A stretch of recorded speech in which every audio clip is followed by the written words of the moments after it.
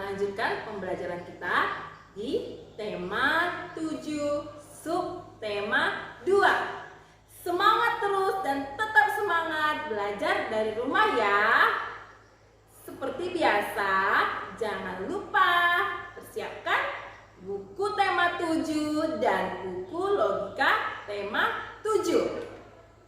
Nah, kita mulai dari tahapan dan peristiwa memperkukuh terbentuknya NKRI.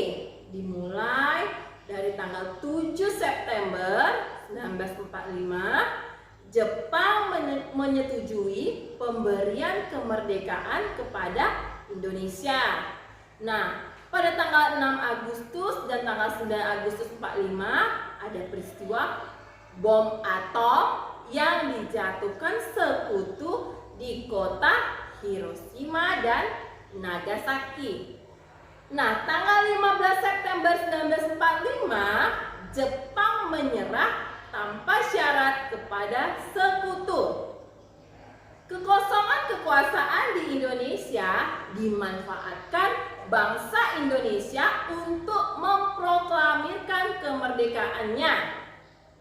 Nah, kita akan membahas peristiwa pembacaan teks proklamasi. Pembacaan teks proklamasi dilaksanakan pada hari Jumat 17 Agustus 1945 di Jalan Pegangsaan Timur nomor 56 Jakarta. Susunan upacara pembacaan teks proklamasi. Nah, yang menyiapkan barisan di upacara proklamasi tersebut adalah Latif Hendraningrat. Teks proklamasi diketik oleh Sayuti Melik. Yang membacakan teks proklamasi adalah Insinyur Soekarno. Bendera merah putih dikibarkan oleh Latif Hendraningrat dan Suhut. Bendera merah putih pertama kali dijahit oleh Ibu Fatmawati Soekarno. Oke, kita akan membahas tentang kalor. Kita tinggalkan dulu proklamasinya. Kita bahas tentang kalor. Kalor mengubah suhu benda. Untuk mengetahui adanya kalor pada benda dapat dilakukan dengan cara mengukur suhu benda tersebut. Jika suhu benda rendah, maka kalor yang dikandung kecil. Dan jika suhu benda tinggi, maka kalor yang dikandung besar. Nah, kalau suatu benda berubah-ubah, bisa naik, bisa turun, karena kalor dapat berpindah dari suhu yang tinggi menuju suhu yang rendah. Contoh peristiwa perubahan suhu karena kalor.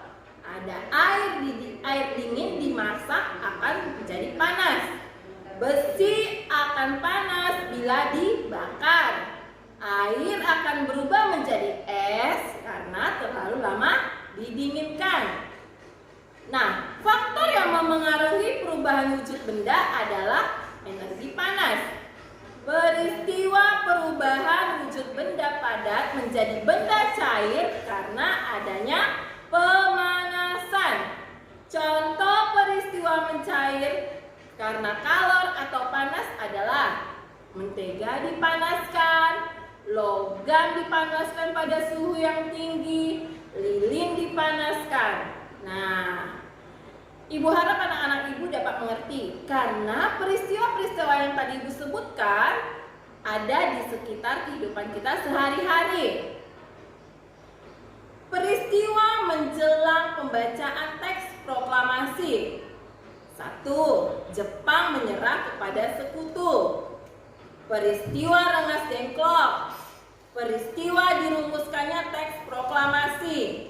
Nah, ada juga peristiwa setelah dibacakan teks proklamasi. Peristiwa penyebaran berita proklamasi kemerdekaan. Peristiwa sambutan rakyat di berbagai daerah. Gerak tari adalah serangkaian gerakan indah dari dalam tubuh manusia.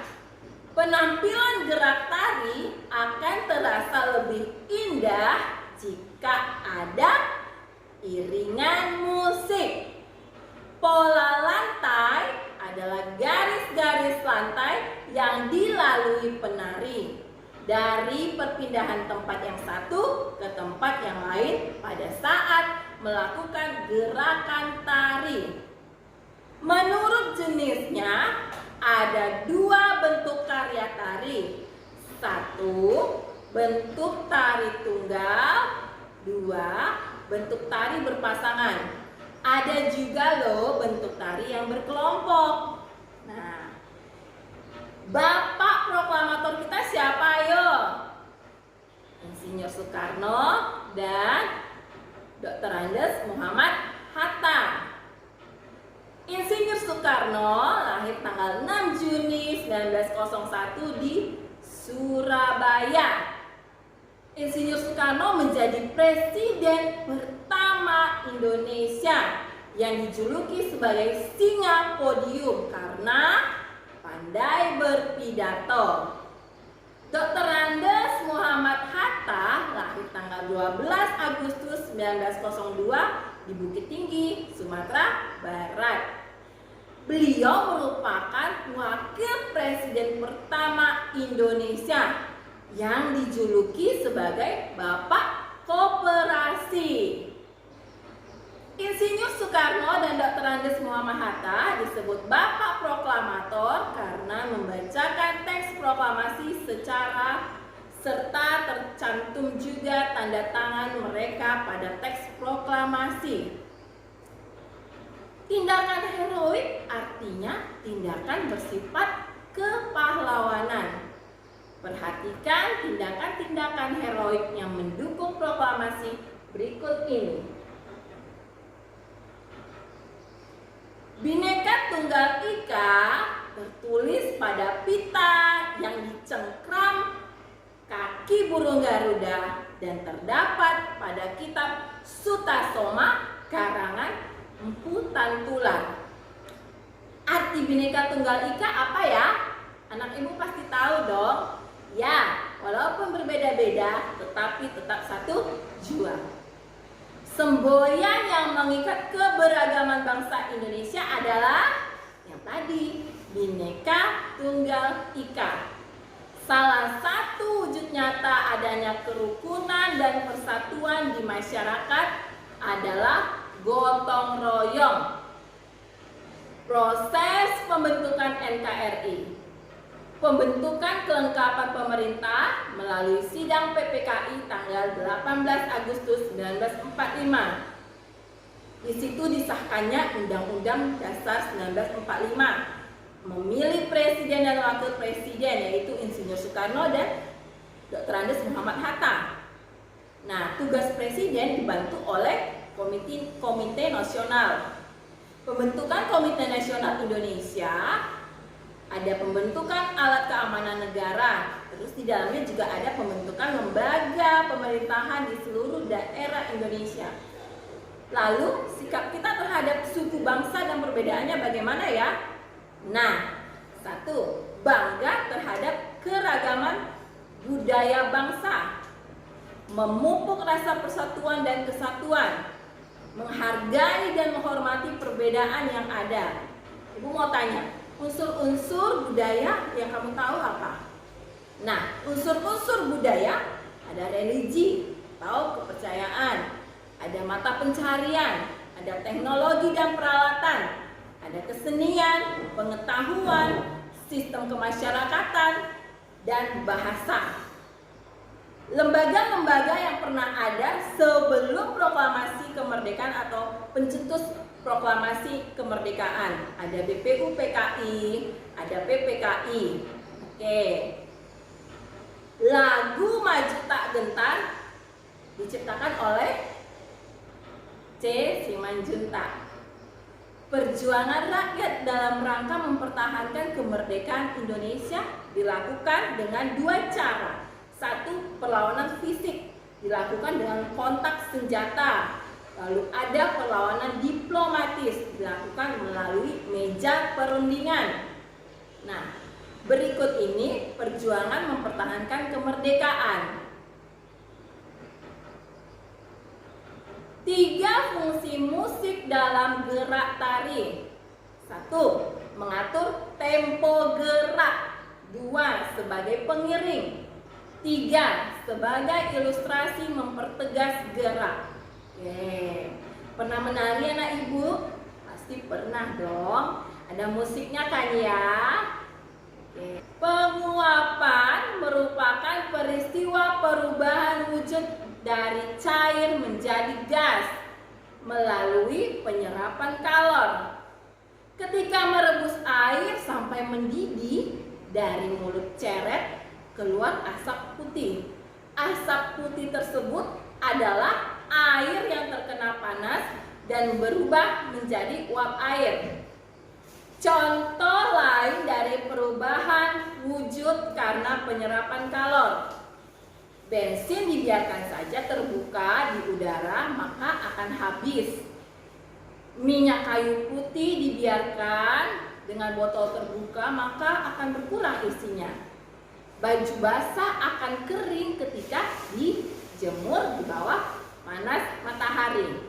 Tindak lanjut perjanjian Room-Royen diselenggarakan Konvensi Meja Bundar atau KMB tanggal 23 Agustus sampai 2 November 1949 di Den Haag, Belanda.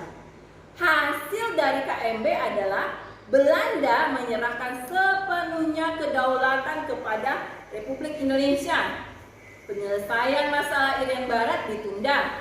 Kapal-kapal perang Belanda ditarik dari Indonesia. Tokoh-tokoh yang terlibat dalam KMB dari Indonesia ada Sultan Hamid II, Dr. Andes Muhammad Hatta, dan Sultan Hamengkubuwono ke-9.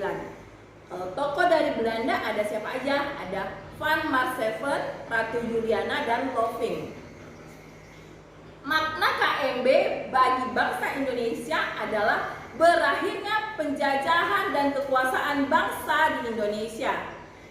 Lagu Syukur diciptakan oleh H. Muntahar. Nilai yang sesuai dengan jiwa dan sikap kepahlawanan pada lagu Syukur adalah cinta tanah air. Sebagai generasi sekarang, apa yang harus kita lakukan untuk mewujudkan rasa syukur sebagai bentuk cinta tanah air? Ya, menjaga persatuan dan kesatuan dengan bisa membeli barang atau produk dalam negeri. Mau tanya, lambang negara Indonesia apa? Burung Garuda. Dasar negara Indonesia apa? Pancasila. Untuk menjaga keamanan masyarakat, setiap anggota masyarakat wajib melaksanakan ronda malam sesuai dengan jadwal yang ada. Berikut ini isi teks proklamasi.